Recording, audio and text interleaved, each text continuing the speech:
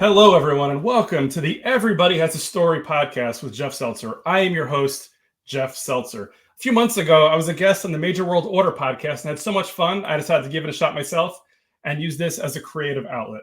So I spent the last 3 months or so researching how to do a podcast, which I'm sure I'll talk about in future pods. And after all that work, here we are. So I'm hopeful that by the time you hear this, we're on Apple Podcasts, Spotify Podcasts, and my new YouTube channel. This podcast will have a guest each week where I try to learn more about them, their hobbies, interests, any stories they have to share, stuff like that. But before I introduce my first guest, I wanted to go over some housekeeping.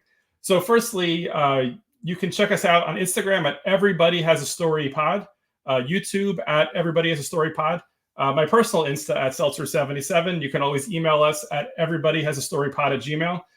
Additionally, you can find anything you want probably at jeffseltzer.com. Beyond that, my DMs are open if you'd like to be a guest or have any feedback. So with that said, without further ado, I'd like to introduce my guest for this week. I'd like to welcome Dana Runberg to the show. Dana, how are you doing? I'm great, Jeff. Thanks for having me on. Of course. Happy to have you. So for those of you who don't know, Dana Runberg he's very much into celebrity autographs. He started off kind of doing it on his own and kind of, going to sightings, finding celebrities to the point where he is right now, where he has his own business, where he runs private signings. He has a business partner. There's a lot of really cool stuff. So I wanted to kind of take a time to get everyone to know Dana a little bit better, learn about his history, even learn about how the first time I virtually and in person met Dana, and kind of go through that. So Dana, do you want to give a little background on yourself? Absolutely. I'm 36 right now, and I guess I think it's probably 30 years now since like my first autograph signing as a fan. Like back in the 90s, it was sporadic. I was a kid, so I was sort of like at the mercy of like wherever my parents took me, what we discovered. There wasn't like an internet, there wasn't a marked out, there wasn't a Facebook, so like finding out about things was challenging. And there'd be little like indie shows with like Jim Duggan and like 93, 94 that I went to, stuff like that got me started. That I guess I kind of caught the bug with that thing. Awesome. And you grew up in Long Island, New York, is that right? Yeah, Long Island, New York. So were you going to shows and signings out there? Were you coming to Jersey and New York City? Kind of like what was your home at that point? At that point, pretty much exclusively Long Island. Nice. Like the first memory I have of like meeting anyone famous was Jim Duggan at an indie show out all the way out of like the east end of Long Island. Like, knowing the history now, that was like right after when him and Chic got fired for the airport contraband, I guess, to put it kindly. Of course. And that's why he was, as a kid, I didn't know. Jim Duggan was on TV. All of a sudden, Jim Duggan's out in Greenport. I didn't really understand the drama behind it, but that was exciting. Jim Duggan's out. And you'd see Virgil. Virgil was out in those days. You'd see, I remember the Ultimate Warrior did a comic book signing like 5 minutes from my house back. What year was that? 96, I guess, when that comic book was out. Yeah, something like that. Yeah, sounds about right. Around that WrestleMania return. Yeah, 96. Anaheim. All the crazy road trips and stuff. That wasn't even a thought when I was that age. That's really cool. I mean, I'll say, just kind of going back to that time a little bit too. So, and again, it's probably a little bit after that, but the first time that I was aware of you was years ago. I found the marked out message board, right? I think it was a pro board or something like that. Yes. I was looking for information on like a local convention or signing or something like that. And I thought it was really, really cool in the fact that you can kind of see like-minded individuals who would, get celebrity pictures, celebrity autographs, and even more so than that, the stories of how they got the autographs and the pictures, right? So some people, and I'm sure we'll get into it a little bit, would go to conventions, right? You can go to a convention, as we'll talk about in a bit, where you can pay to get in, that you can pay per individual. Sometimes it's at a independent wrestling show, it could be on Broadway after a show, meeting somebody, all different types of celebrities and all different types of interests, which I thought was phenomenal. But the first time I think we interacted, just to be honest, if I can remember it, was I think it was 2013. I was looking for CM Punk access tickets for WrestleMania at the Meadowlands. I'd done a real quick Google search or something. I'm like, hey, is anybody else having Ticketmaster issues? Because much like every other on sale 10, 15 years ago, it was just a complete debacle. I think you were having similar issues as well, and either through your group or through something, we started interacting, and I was like, wow, this is crazy. It's not just me. It's having issues with Ticketmaster. Everybody is. So I thought that was neat. And then, to that point too, I've seen you a number of times at various shows throughout the years since then. Super excited to see kind of like how you've kind of evolved your personal brand, let's say your business from, initially it seemed like more as like for a PC, like personal collection of stuff, to now you're obviously, it looks like making money, working with some big names and kind of going from there. Yeah, I mean, like Marked Out originally started, this was back in 2007. There was like each convention, Legends of the Ring, Turnbuckle with Jason Blaustein. That was my first like convention as like an adult. That was like the first like big show. And they would have their own like independent like message boards for themselves. And you would go on there and, it was censorship. Especially with Blaustein, if you would say something, which I can understand, he's running a business. If you would be that annoying fan that would be like, oh, why is back then it was a little, it was a little different, but why is so and so $25 for an autograph? They were, like whatever, they could censor it, they could take it down. If you wanted to discuss another show, they didn't want you like discussing some other competing convention on their platform, which I understand. So it was just like restrictive. Like if you were on one, it was just like there were too many forums that you really could talk about too little on. So then, I had the idea of creating Marked Out, which was sort of a place where you could discuss anything in one platform. You didn't have to go to multiple message boards to talk about every little thing. And, it also blossomed into, at one point we had the space called the Arena, where people would argue and they'd fight and they would air grievances. And we had, WWE Hall of Famer Sunny joined the board at one point. She was fighting in the arena because someone disparaged her in some way, and she was launching into them. We've had convention promoters fighting all night long, legit. I'd wake up in the morning, I'd read through, and you'd see 4 a.m., 4:05, 4:06. It was just like a whole string of just fights and insults and complaining and going back and forth. So we had a little bit of everything. We had information, we had stories and reports, we had fighting, and we tried to capture it all. Yeah, it almost seems like it could become a full-time job at some point, unpaid, I guess, just kind of just being the police and saying, okay, guys, let's behave, let's be nice. Because, we know how internet trolls can be, right? One person says something and somebody kind of, goes a little bit bigger. Before you know it, who knows what's happening. So, but again, it was an amazing way of bringing like-minded people together. And this was, I think, as you mentioned in your podcast, like pre-social media, right? Like MySpace was a thing like 03, 04, 05, and Facebook kind of took off around then, but it wasn't at the level it is today. So I remember back in like the early 2000s, like message boards like were the place. It was almost like the early social media where people could kind of connect online, again, find similar interests, find places to go, things like that. Yeah, the way the early the early board with social media now, it's just, it would never be the same. Like we had, and maybe I'm one of the only ones that has like fond memories of this, but like the original members will remember this. We would have a thing called like the photo op game, where let's say you would post it would be like head-to-heads, basically head-to-head matchups. Right. And you would say, okay, I'm going to post 5 photos. So let's say you posted like Greg Valentine, Tito Santana, like common people that you see all over the place. The other person would post the same 5 photos. It would the same person, right, and no one would get a point. It wasn't like anything. It's a fun game though. Yeah, but if you had if you had The Rock, or you had, random, nurse from 1997's Raw episode, and just like the most obscure, if you would have like a celebrity that was in some wrestling angle, like if you would have had Donald Trump or Steve-O or something like that, would be like, who's going to match that? And like now you just go on Facebook, you would be able to search, you'd see who had what. But back then there was no social media. So you really didn't know at that point what so-and-so had. We weren't as connected. So it was like genuinely like, it was fun. It was a competition. It was a game. It was enjoyable. And like now with social media, we know too much about each other. It wouldn't work.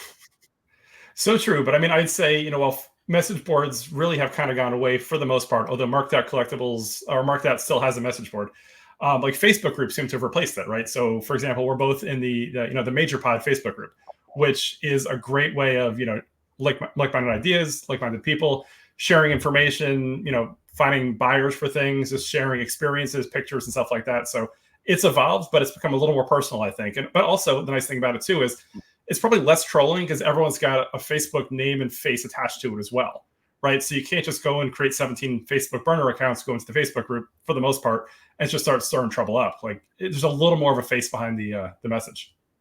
Oh yeah, it's definitely it's not as easy to really be anonymous, but that was also at the same time, that was like the beautiful thing about Marked Out. Like there was like the biggest trolls would put their face front and center. They didn't care. And you would see, like, you would go to a convention and you would see like everybody. Like you would see the people that were just arguing, 3 days ago, and there they are together on a line, and they're not talking to each other. But of course, they're not confronting each other either in most cases, because it's a lot easier to be tough on a computer. But it was always like a community. Like my username was Woodmo. And still to this day, I will have people coming up to me and saying, "Oh, you're Woodmo." It's a little less now with Facebook. Now my name is kind of like my identity. But I remember your username had your last name in it. So you were who you were. You didn't have like, you weren't like a, Twinkle Princess 14. Like that's my burner account, by the way. So let's not tell anybody that one. Yeah, so you picked like your name. So I went through life being called Woodmo at all these events. When I made that username, I didn't think I never would have imagined that I'd be like recognized in person and referred to as that. But I mean, I never minded it, but like I didn't really expect that when I did it. Yeah, to that point, I mean, like by the time this stuff became a thing, like I'm 10 years older than you. I'm 46. So I think the fact that I got into this like in my, early to mid 20s, let's say, probably changed a little bit. Like if I was a kid, like I was like 12, 13, 14 years old, maybe I would have said, your mom's a jerk, whatever. And that would have been kind of my username.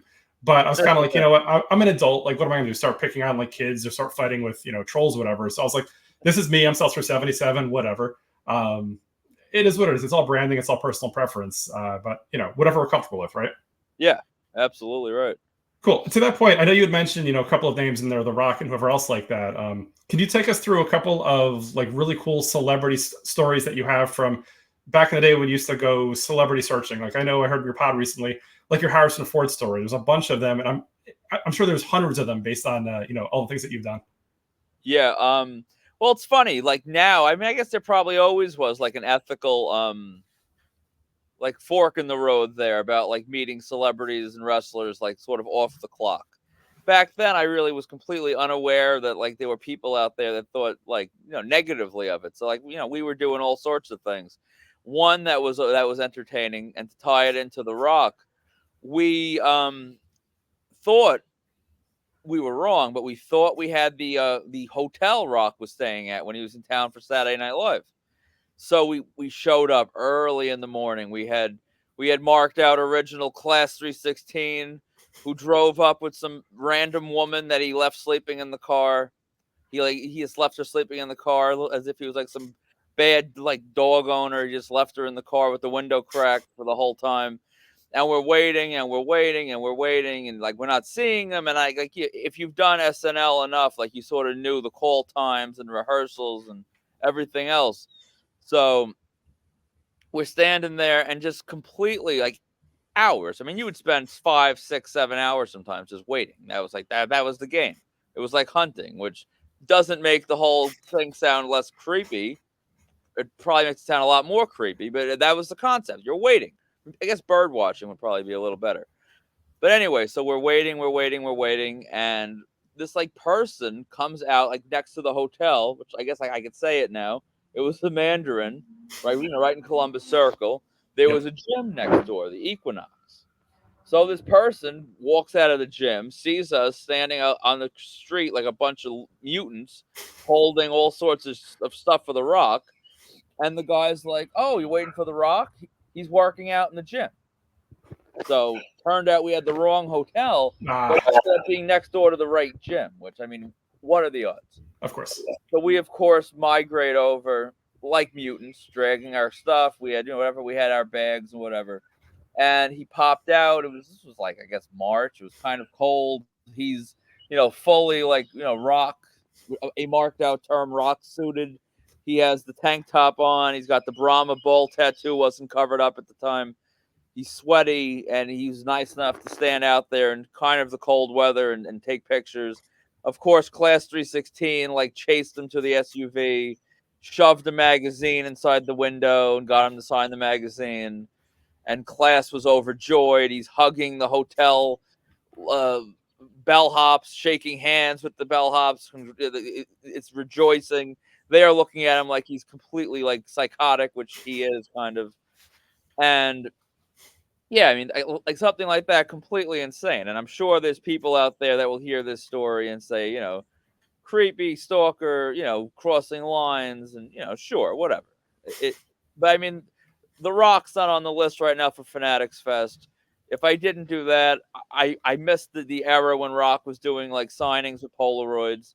It is what it is. I have no shame, no regret. It is what it is. At this point in my life, I don't really do it anymore because I don't have time to spend 6-7 hours and come home like empty-handed. I think I would want to like just hurl my body in front of the first train I saw. Like that would just be miserable.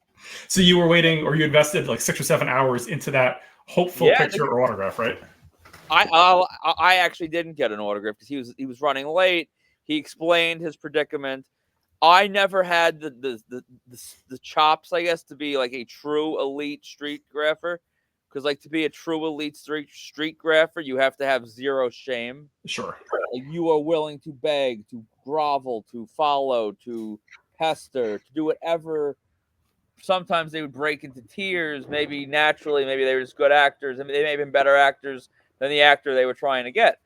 And they would do anything it took. When Rock explained that he was running late, he was kind enough to take the photo. I was happy with that. I wasn't gonna push my luck. Class 316, on the other hand, will never stop until he succeeds, or it's just the window is closed completely. Which 25 years later, I mean, to your point from before, The Rock doesn't do signings or conventions. So super fortunate to get that. Like for me personally, I started getting pictures of celebrity/wrestlers in the late 90s back in, as you said, the Polaroid era, where basically you go to a signing or a convention, you pay them, I don't know, 15, 20 bucks, whatever it was. They take a Polaroid. You would hope it would come out well. Sometimes they would sign the Polaroid for an extra $5 or $10, and that was it. Like The Rock. So I grew up in Edison. I went to school at Rutgers in New Brunswick, which was right over there. And there were a couple of wrestling locations, like signings and stores, like in the New Brunswick, North Brunswick area. So I think I mentioned to you a while back that I used to go to the Route 18 flea market in North Brunswick. They used to, or was it East Brunswick? They used to have, like, when ECW would have a show at the arena in Philly, they would have somebody different there. So I met like Rob Van Dam there, got a great Polaroid with him and Bill Alfonso, ECW wrestlers, Axel Rotten, Sonny, as you mentioned before. But then there was also a store that opened up in North Brunswick, right by where the Regal Cinemas are right now on Route 1. And like once a month, when the WWF at the time would be in the Meadowlands in East Rutherford, New Jersey, they would bring somebody in. So I was fortunate enough to get a Polaroid with The Rock back then. They brought in Jeff Jarrett. They brought in, who else did they bring in? The Hardy Boys, Edge, lots of, big names for like 98 or 99. Same for, let's say, Freehold Mall. Like there was an infamous one with Triple H and Chyna back in like 98, 99, where I got a picture with them. Obviously, Chyna's gone at this point, so it's impossible to get a picture with her. But I have like an autographed 8x10 for both of them. Funny thing was, they'd also usually offer like for an extra $10, like an autographed 8x10, which I've always been a personalized autograph guy. So when it came to that, which obviously changes what you're going to use it for, right? A lot of people nowadays will get just kind of the generic or random like inscription or name, an autograph, whatever else like that. But then obviously that makes it easier to resell, right? I don't think there's a whole lot of people out there named Jeff who are like, hey, I'd like, a whole collection of autographed pictures with Jeff's name on it. So, it was a choice that I made when I was, I guess, a teenager, early 20s, whatever. At this point in life, I'm like, you know what? For the most part, for me, it generally represents a moment in time. I'm okay with it being to Jeff. I think it's cooler, like when I hang it up as to Jeff, it shows, a situation or experience that I had. Additionally, one thing to add as well, I used to go to ECW wrestling shows in Philadelphia in the late 90s as well. Probably the greatest shows I ever went to. It was amazing. So like everybody. I would drive from Edison or New Brunswick to Philadelphia and then come back. Like clockwork, almost every show after the show was over, I would stop at the Roy Rogers on the Jersey Turnpike, like exit 4. And almost every time somebody would be there. So like I ran into Taz there. I ran into like Candido, Chris Candido and Sonny once. I ran into Bam Bam Bigelow and Chris Candido once. If that was the era of like smartphones, like I would have so many like better pictures. Yeah. Because back then I would take a disposable camera with me. I'd get a bunch of like, say, crappy pictures at the show, hope for the best or whatever, versus like the amount of selfies I could have gotten with like legends that many of them aren't here anymore would have been insane. But I mean, grew up in the wrong era. So here we are, Absolutely. The technology has changed completely. I forget who I was even talking about this with, but like, I think the era of like finding like a cocktail napkin signed by, George Clooney is over, because Yep. no one's going to reach in their pocket and pull out some piece of crap to get signed when they have a phone. They're going to get the selfie. They're going to get a picture of him like a creep. They're going to do something that's more technologically advanced than just like finding some random object and getting it signed. Yeah, in your latest podcast, I think you told that story, which is a great story. I mean, I'd say for me, the same thing too, in the fact that for me, like years ago, like you would get whatever signed you could, but for me, like I'm more about like the picture. Like I have a collection of a ridiculous amount of pictures with wrestlers and celebrities that I have access to at all times. Like the thing that I would say I do the most nowadays, that's closest to that, is oftentimes if I meet a wrestler, I'll get a picture with them. And then if I'm going to meet them again, I'll get an 8x10 of that picture I took with them the last time and get them to sign that picture. Because for me, this way I have both the experience of a picture with them and then I can get the signature of it. Because to your point, an autographed napkin or whatever else like that really does nothing for me, but to have a really cool like 8x10, like I have one with AJ Styles, professional wrestler in WWE, a picture I got with him in 2006. Then when I met him at a convention, like 8 or 9 years later, I got him to sign that picture. A, it's a cool picture signed. And B, it makes for a great conversation piece where right off the bat, it breaks through the ice, right? They're like, Absolutely. oh, when was that picture from? And you can have a nice little conversation about like, oh, is it the ECW arena? Is it before a TNA show? Or whatever it was, right? It kind of helps make it less awkward. Oh yeah, totally. Yeah, I used to be strictly a photo op guy. And I like the autographs I would get would be like super ticket autographs that they were included. A super ticket, if you're not aware, was like a $200 like all inclusive like ticket where the promoter would book 10 to 12 people, and that ticket got you an autograph and a photo op with everyone on that lineup. So I was usually the guy that this story I remember telling on the podcast. I was always the guy with the encyclopedia or some stupid 8x10 that I just found on eBay or whatever. And then I would be sitting next to my friend Lanza, who would have like the mock Hasbros and all this really cool stuff. And like looking back now, I'm like, damn, like I was watching Dusty sign a Hasbro that it wasn't even that much at that point in the eBay days. 15, 20 years ago, it was a lot cheaper. Yep. And I have an 8x10, which I like. I'm still, I'm glad I have it, but I wish I had chosen my items a little bit better back then. Yeah, great call out. I mean, I'll say the same thing too, that I used to go to when they had the Legends of the Ring. I guess it was the wrestling conventions. Their super tickets were ridiculous. I mean, this was pre-COVID. Things have changed, and they've changed a lot in the convention circuit since then. But to your point, for $200, you would get like a picture and autograph with like 10 or 15 wrestlers. Versus nowadays, a lot of prices have, let's say, right-sized. And so it's a very different situation where $200 might get me 2 or 3 wrestlers nowadays. So I would imagine these conventions, they can't afford to do a super ticket anymore unless they charge you $1,000. And very few people are going in with that kind of money for that many wrestlers. Yeah, you're either paying $1,000 or you're meeting Jeff Ludlow, who cuts meat by day at the local deli, and he's working at night as a wrestler. Like he might be the future star, but it's not quite as appealing as when you have a super ticket lineup. Like Legends of the Ring knocked it out of the park every single time. I think my all-time favorite super ticket lineup though was Sinomania, maybe 3. I'm not sure about the number, but you had Bret Hart, Dusty Rhodes, the Dudley Boys. I'm trying to think who else was on that lineup, but it was stacked. It was completely stacked, and that was $200. It's like, what a bargain. Yeah. And, like I love the super tickets also at those conventions because you can get like some really random or weird combinations. So there was one year, I remember they had Billy Gunn, Bart Gunn, and the Road Dogg. So you have multiple combinations of old WWF tag teams. So I was able to get a picture with each guy, and then I got a picture with the New Age Outlaws, and then I got a picture with the Smoking Guns. Right, trying to get a picture with Billy and Bart Gunn together nowadays it's not going to happen. Like Bart Gunn, I don't believe does conventions anymore, and Billy Gunn is super pricey at this point. So to your point, for like $250, I got those combinations. Plus, they would throw in usually a couple other names. I think the Conquistadors one year Scott Hall I met that way, Pat Patterson. So even a lot of legends that aren't with us anymore. It was just an awesome experience and a way to just kind of like, add to the collection, which was awesome. Yeah, and I mean, you even could have gotten the most rare of all groups, which would have been the Bart Gunn Road Dog group photo. I don't think anyone's got that one. But yeah, the super ticket lineups like Legends of the Ring, which they were always the absolute best at like unearthing like these obscure people. Yes. And not to get super deep into like the nuts and the bolts of it, but they brought in Dennis Stamp. Yep. That guy that jumped on the trampoline and the Beyond the Mat. Yes. The mat. If you would have, I mean, if you like, granted back then flights and everything were cheaper, but if you try to like fly in a guy like that today and pay their fee, you're not making any money on that. There's a couple like super deep wrestling nerds, like myself, that would actually say, "Oh, that's awesome. I'm going to pay the $20." But the average fan is not there. They were there to meet, Ric Flair or Sting or whoever else was there, the big names. So you probably wouldn't make any money. You'd probably take, whatever size bath his fee would command.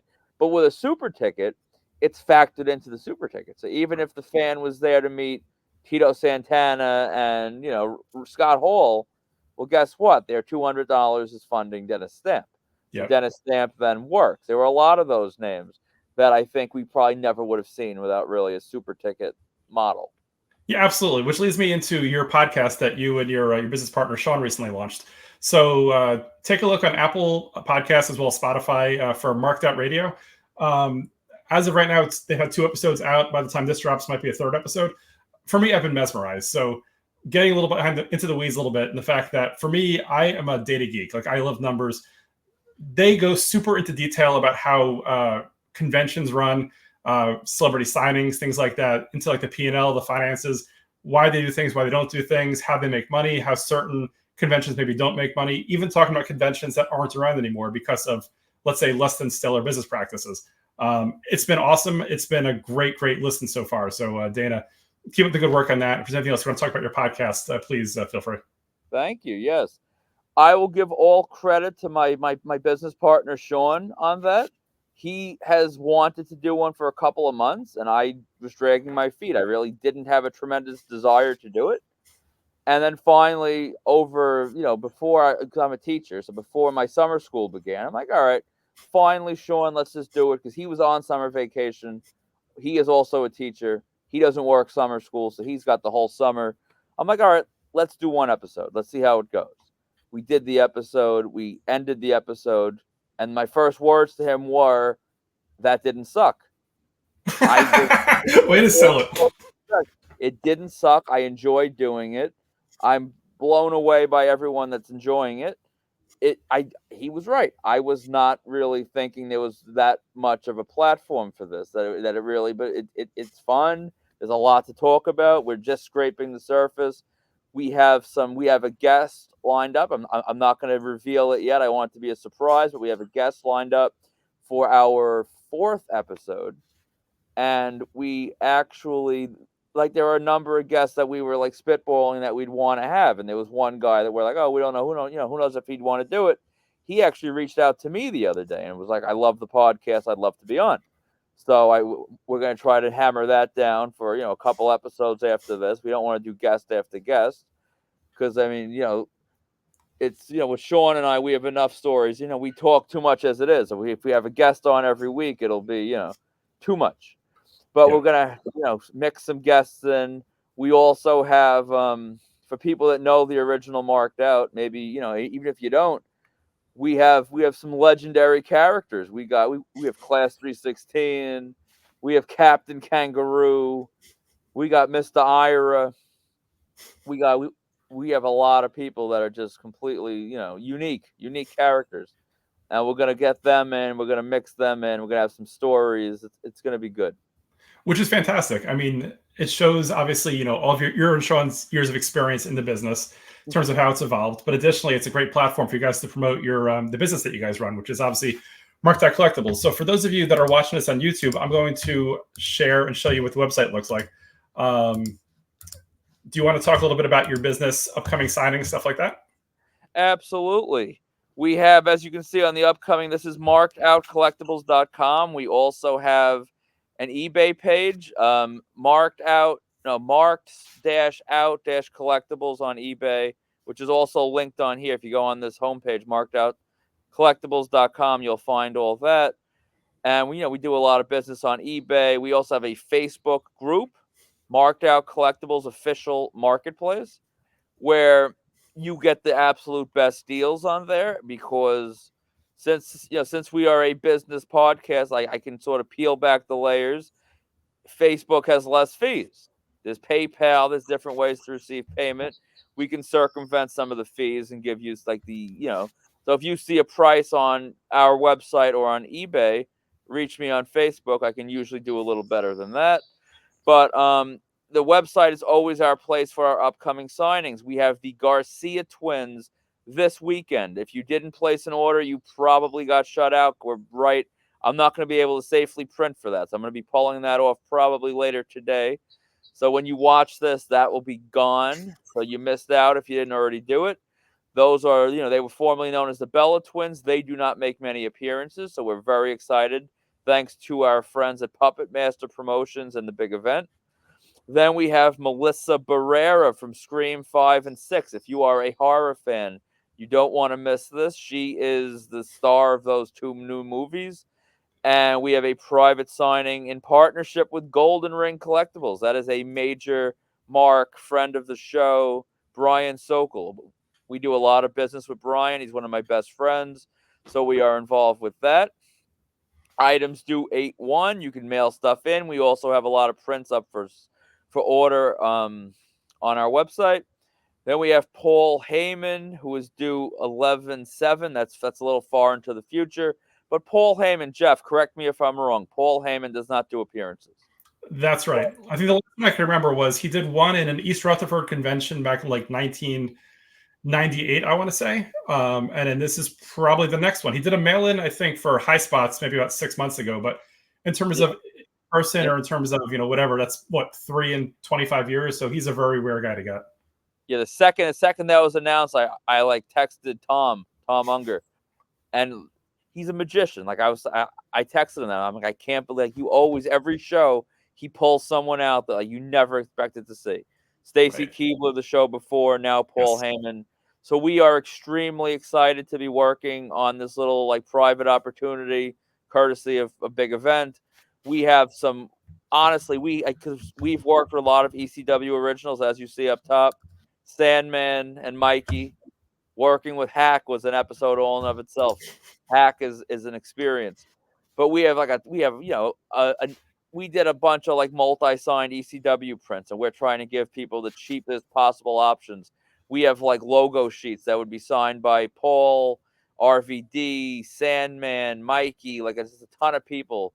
And I think it's $100 we're asking for. We have these are not going to last long. And then the last one we have scheduled right now is Joe Hendry, who, if you've been watching wrestling, if you have a social media account, that guy is everywhere, to the point I was actually a little nervous that maybe WWE is going to need him that day. It seems like he's put pen to paper already, but it sounds like it's still going on. Jerry Sorrentino is running it over at the Wrestling Universe, and we have some awesome metallic options. So, don't wait on Joe Hendry. I don't expect you're going to see him make another run. He might be a Fanatics Fest next year, but you can get a metallic right now for $35 through us. Or if you're in New York, go to the Wrestling Universe and meet him through Jerry. You're not going to see him cheaper than this. I guarantee it. Yeah, Joe's on the cusp of. He's broken out. He's been a viral sensation or whatever. But he's at the point now where he's not charging what he could yet. To your point, a year from now he's going to be triple the price. So, definitely the one to get now if you can. And let me just say, I was in contact with Joe last year. Yes. He's triple the price already. I'm sure. So, from what he is this year, I'm sure that's going to go up. Yesterday's price is not today's price. Yep. So lots of great things coming up from Dana and Marked Out Collectibles and your business partner, Sean. Lots of really cool stuff going on. One thing I just wanted to kind of close with or kind of get to before moving on was in the podcast, you're talking about investments, right? In terms of going after various signings of people, let's say, who are on the way up, on the way down, and people who never make it anywhere. So I would say, you guys have been doing this for a few years now. It's very interesting to see who you have from a signing perspective, right? So Obviously, in the next couple of months, you have the Bella twins, huge. Melissa Barrera, huge from the two Scream movies. Paul Heyman, Joe Hendry. In the last 6 months, you had Matt Riddle. You've had a number of other people, which obviously proven names and such. But it's always interesting to see like some of the up and comers. So one I'm going to kind of mention that I thought was really cool that you did a signing of about a year and a half ago, and then I met them both at a different convention a few months later. Was like Encore and Tiara James. Both of them, I think, were eventual House of Glory wrestlers, and a buddy of mine wrestles for House of Glory. So I've seen Encore multiple times. Really great stuff. But it's very interesting to see what they're doing. I think Tiara James has done some AEW and some either NXT or like Raw, like extra work and such like that too. But it's a case of, as you mentioned, get them in for a signing before they get to be too expensive, like a Joe Hendry. Get them to sign a whole bunch of 8x10s. Sometimes it pays off, sometimes it doesn't, right? Sometimes they blow up and then you can, sell them for a significant amount of money down the line. Sometimes they're just kind of sitting in your closet and you're hopeful that, you can get something for them at some point. So, but it's much like any other gamble or investment, right? Not every investment's going to hit, but sometimes, if you're the right place, the right time, or you see somebody on their way up, it totally pays out, like a Joe Hendry, right? Joe Hendry, as you said, will probably be much bigger, much more expensive a year from now. So as part of the private signing, I'm sure, you guys work through getting additional 8x10s that you'll probably sit on for now. And then a year from now, you can probably make, triple, quadruple your money at that point, which is great. Absolutely. Yeah. That's always, I'm not a gambler. I don't do the parlays. I'm a sports guy, but I'm not doing any of that. But these are my gambles. I enjoy these. Tiara and Encore are great. We've, enjoyed working with them. Encore is doing a great job now. He's built he has this whole fitness company. I saw he's got 35,000 followers on Instagram. Yeah. I saw this a few days ago. Encore, I was looking at it. I was like, wow, he's blown up. He's good. Yeah, Encore knows how to work the Instagram algorithms. He's super entertaining too. Remember about a year and a half ago when I first saw him, I think through you, his intro or his dance routine that he was doing in the ring totally went viral. It was great. He just got a lot more fans that way, which was insane. I mean, he seems like a great guy in the time that I met him, but he's also super entertaining and, he's still young. So the sky's the limit for him, I think. Absolutely. And Tiara is always doing great stuff. She's always on the road. And, another one, we recently had Diamond Virago out, who was trained by the Amazing Red. She's another House of Glory name. She's honestly brand new. We reached out to her and she told us I think I'm too new to do one. I don't think it's a good look as a new talent to be doing this. And then we kept in touch and that's an investment right there. Yes. I think she's going to pan out big time. Then Billy Starks, we worked with her on the first time before she signed. At GCW, I think you did, right? A year ago or so? Yeah. Yeah. And then we worked with her again recently while she's on ROH and in AEW. And, she's just a great kid. Talking to her, I was talking to her when she was still in high school, that first signing. She was still in high school, and Sean and I are teachers. So it was just marveling at the idea that she finished her homework and now she's 4 states over, doing this show, doing business with us, going just complete, she had a camera crew in check. I'm you should be making a movie about this. And she already was working on a docu-series. She's just awesome. And now, you text her to do more business. She's the same as she ever was. She's awesome. So yeah, I mean, that's one of my favorite parts of all this, just working with the up and comers. And just to give you a little tease of something we're working on coming up, we may or may not be with a likely future Bloodline member. Nice. A couple of weeks. So definitely watch the page for that. There will be no pre-orders, but we should have a nice little merch drop coming soon. Very cool. Well, I might see this potential Bloodline member in Asbury Park on August 4th. So we'll see if it's the same person I'm thinking about right now. Might be. Awesome. One more story actually I just thought about right now. So a few weeks ago, I think on either the Facebook group or something, you were talking about street date on figures, action figures. So for those that don't know, similar to how for years and years, movies and CDs and DVDs and such like that, the studios would send to the stores, but they couldn't sell it to a certain date, right? So for example, years ago, I worked with Sam Goody. Here's an interesting story. Worked at a Sam Goody, and I think we had a Disney, Toy Story 1 VHS or something like that. We received it to the back of the store, but we couldn't actually put it on the floor until, a certain Friday because new releases were on Fridays back then. funny thing was I worked at Sam Goody that summer, but I also worked at a CVS in the same mall at the same time. So CVS doesn't care about breaking street date. Like at the time, they just didn't. They just put it out there. So I would have my boss at Sam Goody yelling at me saying like, hey, Jeff, go tell your boss at CVS to stop putting the VHS out on the floor early. And it's just insane to me, just kind of this situation I was put in, making $5 an hour minimum wage. And basically I was the in-between between two different mall stores fighting over who was going to put their VHSs out earlier. Same thing happens with action figures nowadays. I think you were mentioning like at Target specifically. There's a whole series of WWE figures that just came out that what happens is a lot of times the store will just put stuff out on the floor to sell. But then when customers would take it to the register, the cashier would say, oh, we can't sell it yet because an alert would come out of the register. It's amazing to me that 30 years later, this is still a thing. Yeah. That it's street date, whatever else like that. It's not as soon as it goes out there, it can sell. Like there were specific dates that these stores can get a lot of trouble if they're caught selling early. Yeah, I mean, the reality is I think Target and Mattel should sort of realize how many of those Legends figures they're selling full price, which is not very many. And they should be happy that someone's trying to pay full price. I mean, those things hit clearance quick. Yeah. So it's kind of, I mean, I don't blame the workers, but it's kind of like if you want to hold something in the back until the street date, I get it.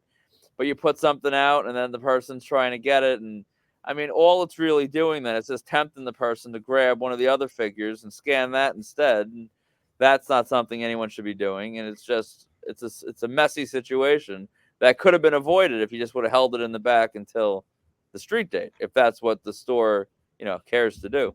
Yeah. I mean, I'm sure the street dates years ago were because let's say technology wasn't what it is today. It was tougher from a supply chain perspective to get to the stores. They didn't want to give any store an unfair advantage, lean to one retailer versus the other. Also for like movies and such like that, I'm sure they wanted to make sure that like, if a movie or an album was going to be number one, the release week, they wanted to get everything during that 4 or 5 day period versus, if it kind of leaks out, it's tough to get that huge pop that first week. 30 years later, it's still an issue, which especially with the internet, it's amazing to me that it hasn't really been resolved yet because, if I can't buy it at Target, I mean, I've seen in groups, you could buy it somewhere else probably just as quickly because people find a way, weirdly. Yeah. So maybe at some point that'll get resolved, although after 30 years it hasn't. So maybe we're talking again in 2060. We'll have resolution to this. Who knows? It's possible. But as you saw with those Walmart pallets, I think the street date was this past Sunday. And yeah. I went to far too many. I think that the thrill of the hunt is sometimes more fun than the actual need of like needing what you're looking for. Right. But I went to far too many Walmarts in my travels, and all but like 2 had them out well before that street date of like, I think it was 7/14. They were out like, days and days before that. So apparently Walmart doesn't really care. At least most of them don't. Yeah, absolutely. And I mean, for let's say my real world job, I'll tell you what they want, they generally get. Like they are the biggest retailer out there. And if Mattel comes and says, hey, we're going to fine you, that retailer will pretty much say, that's fine. We won't sell your product anymore. And that's a huge, huge percentage of their sales. So they definitely carry a lot of power there. So there was that. So with that said, I mean, we've gone through a lot. We've learned a lot about you, Dana, which has been great. Anything else you want to share or plug before we close out for today? Basically, well, first of all, thanks for having me on. It's been a blast. And as far as like the plug, Jeff did such a great job. This is such a nice layout here. I was ready to plug the website and describe it. And, I mean, I'd like to think my words are good and I'm able to paint a nice picture. But I mean, he had the damn site right on the screen. So, I mean, I can't do better than that. Just, markedoutcollectibles.com. Look, there it is again. Damn. It's a first class operation. Markedoutcollectibles.com, the Marked Out Facebook group. We always have stuff going on from people we book and then things that we, vendors that we work with to get private opportunities. We're always working. We're always hustling to try to bring new stuff. So just check us out. And just speaking out of experience, Dana, I'll say, like, I've worked with you guys in the past in terms of some of your signings, and you guys are top notch. Like, you're always come through, great stuff, high quality. And if there's ever an issue, you resolve it very quickly without any issues beyond that. So again, awesome business, guys. Can't say enough great things about you and your business partner, Sean, at Marked Out Collectibles. So thank you so much. Thank you, Jeff. Awesome. So with that said, guys, again, thank you all. This has been the first episode of Everybody Has a Story with Jeff Seltzer. Real quick, some more housekeeping here. I want to thank John Germain for his help with the graphics. Scott for some behind-the-scenes help. I'd like to thank the boys over at the Major World Order, Andrew, Billy, and Jake for inspiring me and giving me some pointers on this journey. Gina for encouraging me to do this. And thanks to Beth and the girls for putting up my nonsense as I get ready to launch this pod. Lots of really cool guests coming up the next few weeks. Lots of really great topics. This one was about collectibles and celebrities. We have others coming up too that I think will be interesting to a lot of people. If you want to be a guest or have any questions or pointers or whatever else like that, my DMs are open. Check out on Instagram at Everybody Has a Story Pod. Go to the YouTube channel, Everyone Has a Story Pod. You can email us directly at everybodyhasastorypod@gmail.com. JeffSeltzer.com is generally your home for everything Jeff Seltzer and this podcast. Thank you all so much for joining and hope to see you all next week. Have a great week, guys.